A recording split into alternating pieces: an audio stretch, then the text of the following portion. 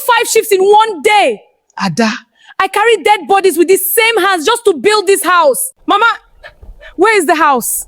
Ada, calm down first. No, where is the house I've been sending money for all these years? For 6 years, I barely slept in Canada.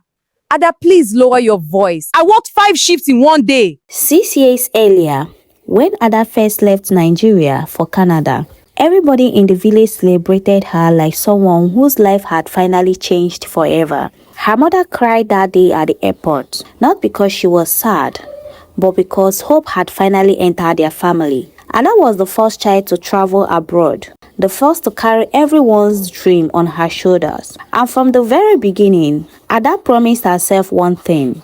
No matter how hard life became in Canada, her family would never suffer again. So while others abroad were enjoying soft life, Ada was working. Morning shifts, night shifts, extra shifts. Sometimes surviving on only 2 hours of sleep. But every month, without fail, money always went home. For her family, for her younger siblings, and most importantly, for the house her mother constantly reminded her was being built little by little back in Nigeria. At least, that was what Ada believed. Mama, how everybody did? Ada's voice was calm, but tired in a way she had learned how to hide well. Her mother laughed on the other end of the call. My daughter, everybody is fine, no? Your father just finished eating. We're even talking about you. Ada smiled softly, adjusting her phone on her shoulder while she continued folding hospital uniforms. That is good. I hope school is not stressing Peace too much. Her mother quickly answered. Stressing? No, she is managing well, very well. Ada nodded, even though her mother could not see her. Okay. I said something small this morning. Please check when it drops. Ada, my daughter.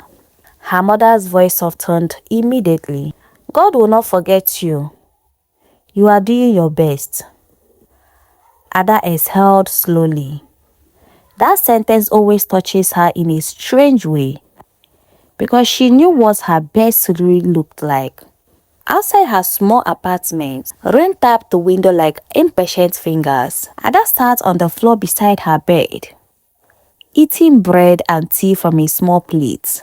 Her uniform still had faint hospital smell. She had worked 2 shifts that day. Her legs were still heavy, but she was used to it now. Back home, the call continued. Her younger brother suddenly entered the background. Mommy, tell her I need data. Ada laughed immediately. Junior, data again? His voice came closer. Big sis, I have finished my bundle. School group work is choking me. Ada shook her head, smiling. Always choking. You people don't rest. Her mother cut in quickly. Don't worry, I will tell her. Junior didn't even wait. Please, I need it before tomorrow. Ada paused for a second, then signed. Okay, I will send something small. Thank you, big sis. The line went a little noisy as he ran off. Ada leaned back against the wall and closed her eyes briefly. Small silence. Then she opened her eyes again. There was still work tomorrow. Later that night, Ada washed her scrubs in the tiny bedroom sink. Water splashed gentle as she scrubbed in silence. Her phone buzzed again. Her mother. My daughter, we are praying for you. The house is coming together step by step. Don't worry yourself too much. Ada read it twice, then slowly nodded to herself.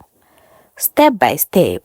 When she finished washing, she sat on her bed, opened her banking app, transferred money again. Not because she had plenty, but because she had promised herself she would never fail them. She lay down in her work clothes, eyes closed, thinking briefly about home. Then she turned to the other side and slept. Some people are not just working for themselves. They are working for people they love. Later that morning, Ada almost fainted at work. Not because she was sick. Not because she was weak. Her body was simply tired. Tired in the kind of way sleep could no longer fix.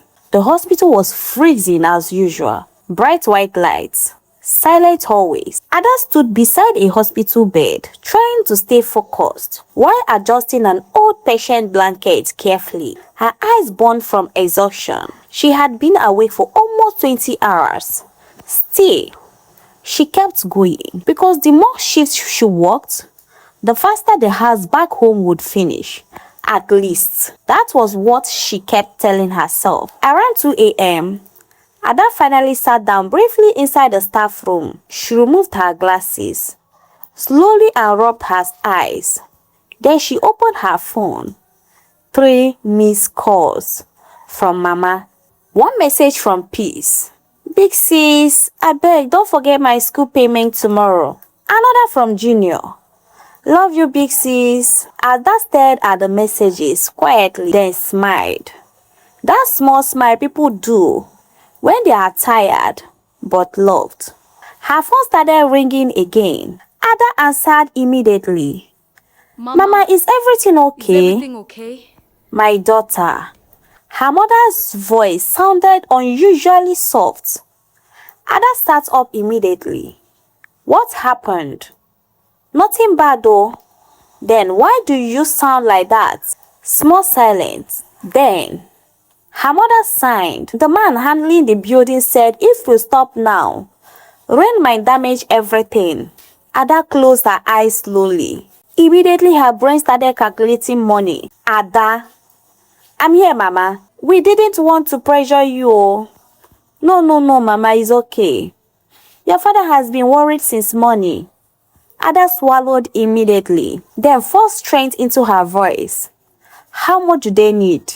Later that morning, while other nurses were leaving after their shifts, Ada picked up extra hours again. 1 more shift, then another. By afternoon, her hands were already shaking from stress.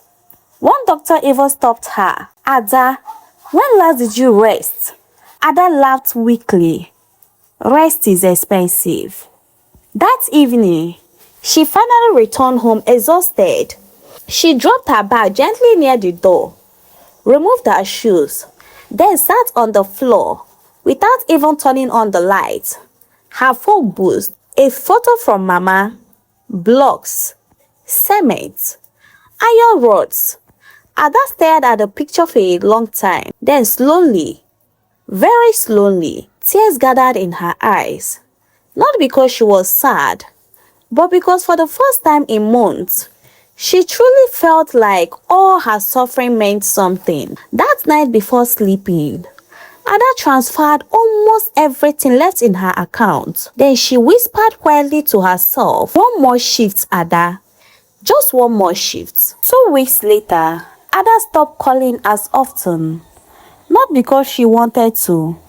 Life in Canada was simply swallowing her whole. Work had become brutal. Sleep had become a luxury.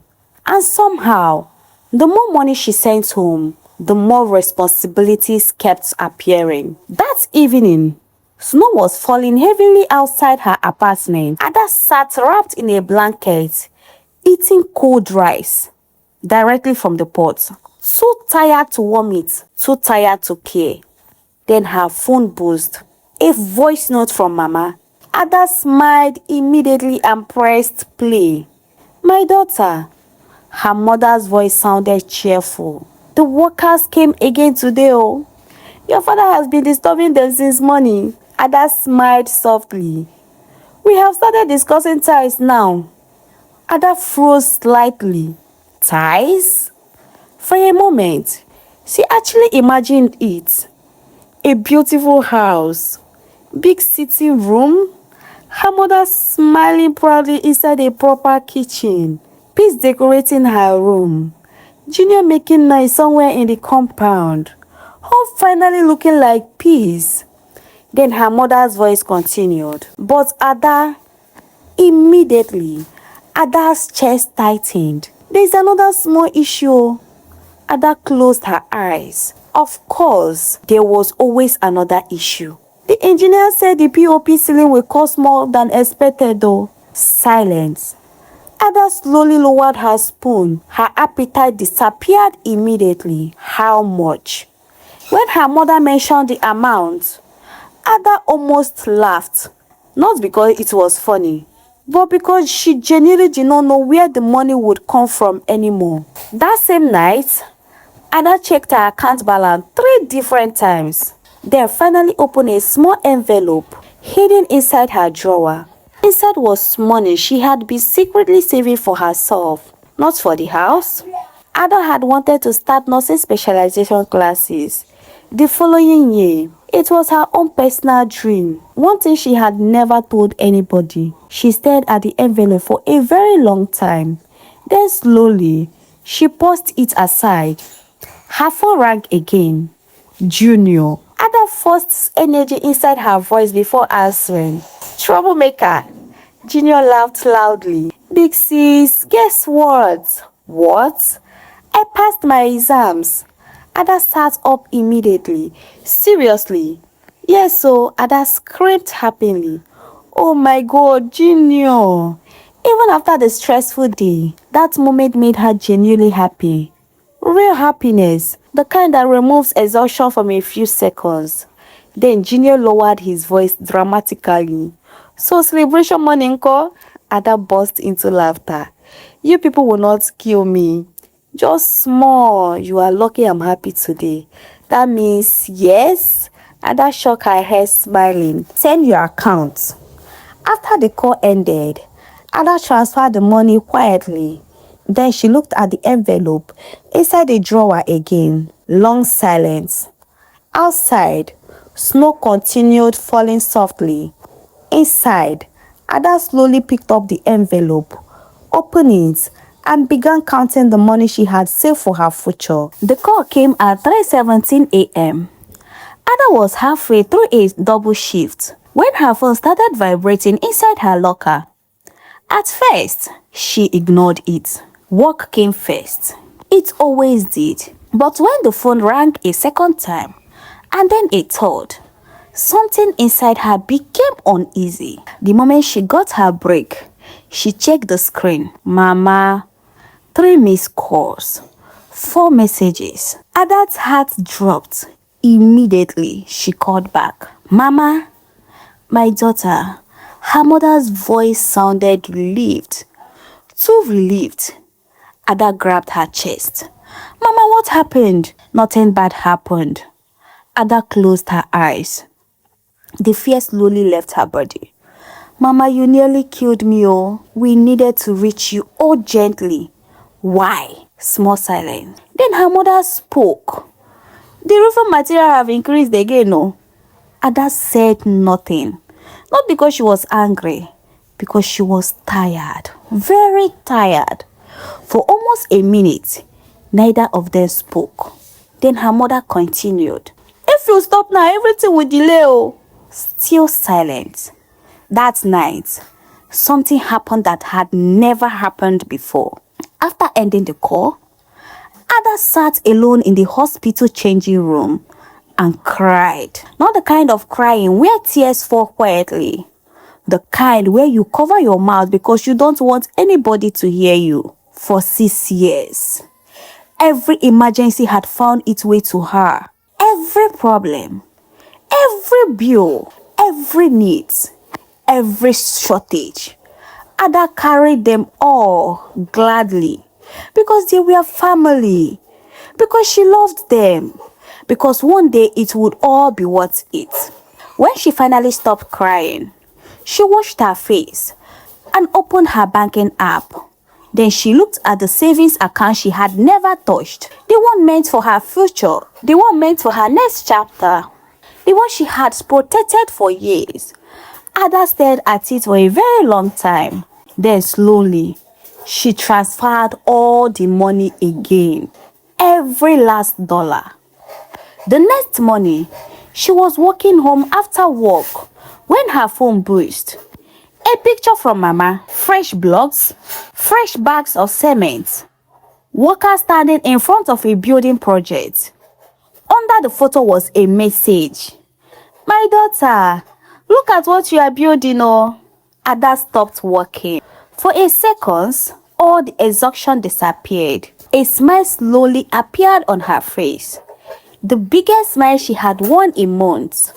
Maybe it was finally happening. Maybe every sacrifice truly meant something. Maybe all those sleepless nights had not been in vain after all. That evening, Ada did something she had not done in years. She opened an airline website just to look, just to imagine. And as she stared at the flight prices, a thought entered her mind, a dangerous thought, a beautiful thought, a thought she couldn't stop thinking about. What if? This story is getting interesting. Before we continue, where are you watching us from? Tell us in the comment section. And how are you finding the story?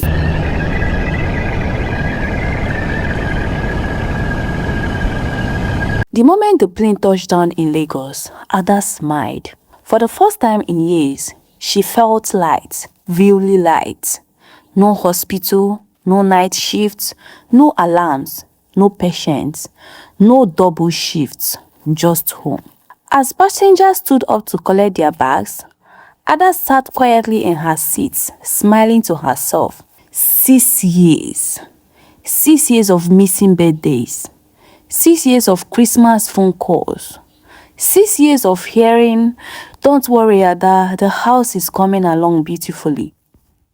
Now she was finally going to see it with her own eyes. At baggage claim, Ada collected her suitcase and laughed when she saw the gift she had packed. Chocolate for Junior, perfume for Peace, a handbag for Mama, a wristwatch for Daddy. Small things, but she had chosen every one of them with love. Outside the airport, she entered a taxi. The driver talked the entire journey. Ada barely heard a word. Her mind was somewhere else. She was imagining the house she had built from thousands of miles away, the house that had cost her savings, the house that had cost her years. When the taxi finally entered the village, Ada's heart started racing. Almost there, she fixed her hair, smiled, checked herself in the mirror. Then the taxi turned into her street. She frowned. Something felt strange. The old fence was still there. Maybe the house was behind it, sha. The taxi moved closer. The old gate was still there. Maybe the house was further inside. Then they get closer. The old roof was still there. Ada's smile slowly disappeared. "No," she whispered. The taxi stopped. For several seconds, Ada didn't move. Then she stepped out. Slowly, the front door opened. "Ada!" Peace screamed. Junior nearly fell while running outside. Her father stood frozen. Even the neighbors came out. Everybody was shocked. Nobody knew she was coming. Her mother rushed forward and pulled her into a hug. "My daughter!" But Ada wasn't paying attention. Her eyes never left the house. "Mama?" "Yes?" "Where is the house?" For a brief moment, something changed in her mother's face. Then the smile returned. "Oh, the house is not here." Ada blinked. "What do you mean?" We moved the project somewhere else." Relieved immediately flooded Ada's body. "You scared me, Mama," she laughed. The land became too small," her mother replied quickly. "We bought another one, Sha."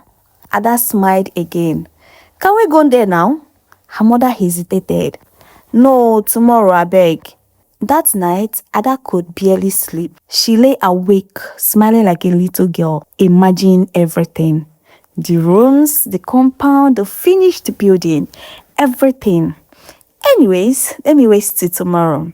Tomorrow, she would finally see where 6 years of her life had gone. The next morning, she woke up before everybody. She went to the mother. "Mama, let's go now." Her mother avoided her eyes. Evening came, nothing. Ada was like, "Mama, let's go now." The mother said, "I'm tired today. Let's go tomorrow." That was the moment something inside Ada shifted, very slightly. The next morning, Ada stopped asking. Instead, she went looking herself. An hour later, she stood on a piece of land covered in weeds. No building, no workers, just empty land, scratching into silence. Ada stood there for what felt like forever. Then an elderly man passing by stopped. "My daughter, are you okay?" Ada pointed towards the land. "What of the house that was being built here?" The old man frowned. "What house?" Ada felt her heart sink. "My family house." The man looked confused. "No one has ever built anything here." And in that moment, everything inside Ada collapsed. What of the photos, the phone calls, the emergencies, the roofing money, the cement, everything? Where are they? By the time she got home, she wasn't crying. Not yet. She simply looked at her mother and asked, "How long?"